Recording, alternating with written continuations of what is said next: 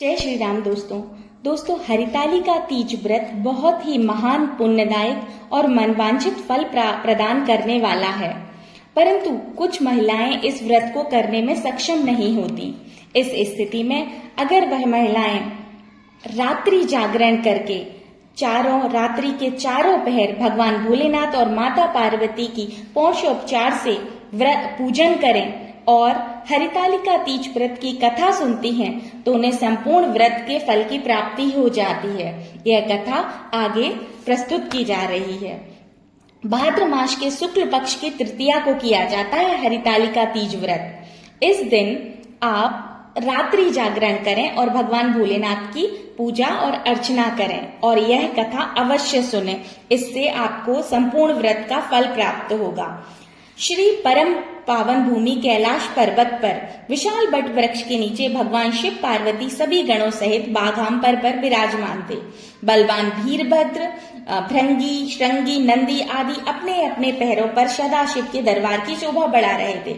गंधर्व गण, किन्नर, ऋषि, हरि भगवान की अनुकृष्ट छंदों से स्तुति गान, स्वर आलापों से वाद्य यंत्रों में संलग्न थे। उसी समय श्री महारानी पार्वती जी ने भगवान शिव से दोनों हाथ जोड़कर प्रश्न किया कि हे महेश्वर, मेरे बड़े सौभाग्य हैं जो मैंने आप सरी के पति को वरण किया है। क्या मैं जान सकती हूँ कि मैंने कौन से पुण्य का अर्जन किया है? आप अंतर्यामी हैं, मुझको कृपा करके बताएं। पार्वती जी की ऐसी प्रार्थना सुनने पर शिव जी बोले, हे बरानन, तुमने अति उत्तम पुण्य का संग्रह किया है जिससे तुम मुझे प्राप्त किया है। यह अति गुप्त है, यह तुम्हारे आग्रह पर मैं प्रकट करता हूँ। भाद्र मास के शुक्ल पक्ष की तीज का व्रत हरितालिका के नाम से प्रसिद्ध है। यह जैसे तारागणों में चंद्रमा, नवग्रहों में सूर्य, वर्णों में ब्राह्मण, देवताओं में गंगा, पुराणों में महाभारत, वेदों में सामवेद, इंद्रियों में मन, ऐसे ही यह व्रतों में सर्वश्रेष्ठ व्रत है। जो तीज हस्त नक्षत्र युक्त पड़े वह और भी महान पुण्यदायक होती है। ऐसा सुनकर श्री पार्वती जी ने कहा, हे महेश्वर, मैंने कब और कैसे यह तीज का व्रत किया है, विस्तार के साथ श्रवण करने की इच्छा है। इतना सुनकर भगवान शंकर बोले, हे भाग्यवान उमा, भारत के उत्तर में श्रेष्ठ एक पर्वत है जिसके राजा का नाम हिमांचल है। वहां तुम भाग्यवती रानी मैना से उत्पन्न हुई थी। तुमने बाल्यकाल में ही मेरी आराधना करना प्रारंभ किया था। कुछ उम्र बढ़ने पर तुमने हिमालय की दुर्गम गुफाओं में जाकर मुझे पानी हेतु तप किया। तुमने ग्रीष्म काल में बाहर चट्टानों पर आसन लगाकर तप किया। वर्षा काल में बाहर पानी में तप किया।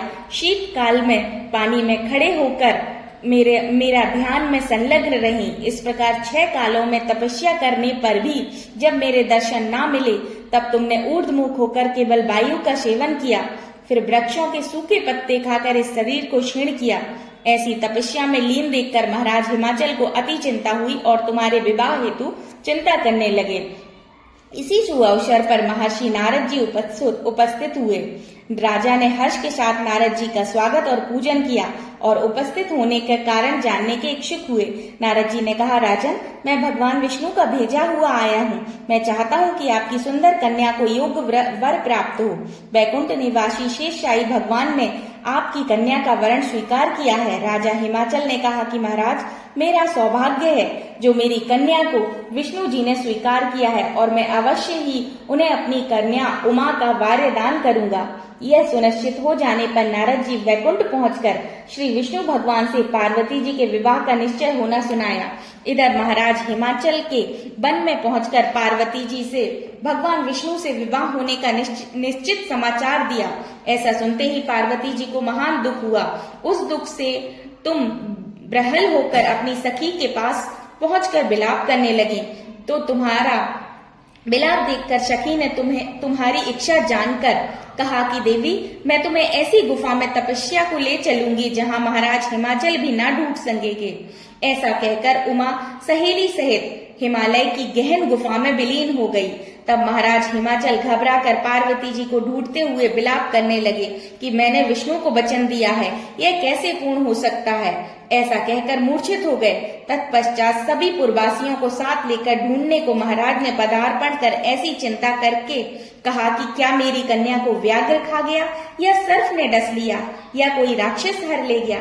उस समय तुम अपनी सहेलियों के साथ ही गहन गुफा में पहुंच बिना जल के बिना अन्न के मेरे व्रत को आरंभ करने लगी। उसी समय भाद्र मास की तृतीया शुक्ल पक्ष हस्त नक्षत्र युक्त थी।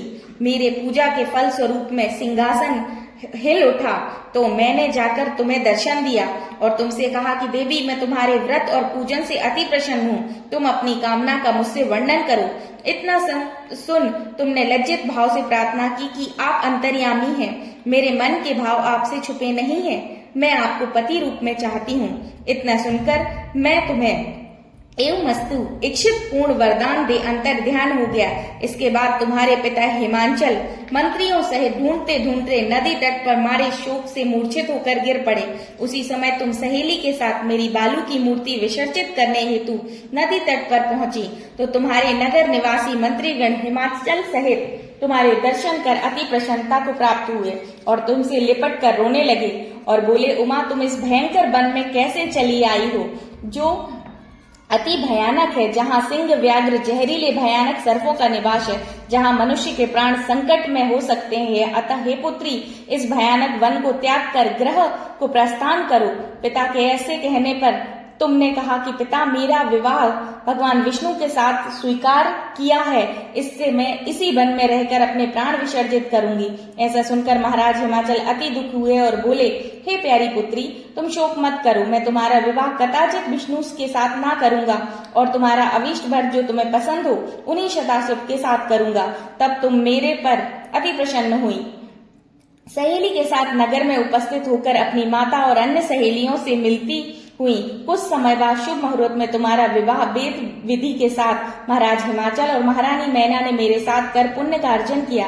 हे सौभाग्यशालिनी, जिस सहेली ने तुम्हें हरण कर हिमालय की गुफा में रख मेरी प्राप्ति का वर किया, इसी से इस व्रत का नाम हरितालिका पड़ा और इस व्रत सब व्रतों में उत्तम है।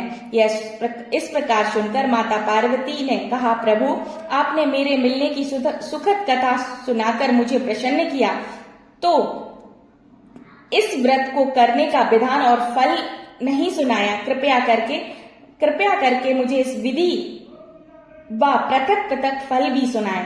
इतना सुनकर भगवान शिव जी ने कहा, प्रिय, मैं इस व्रत राज का फल सुना रहा हूँ।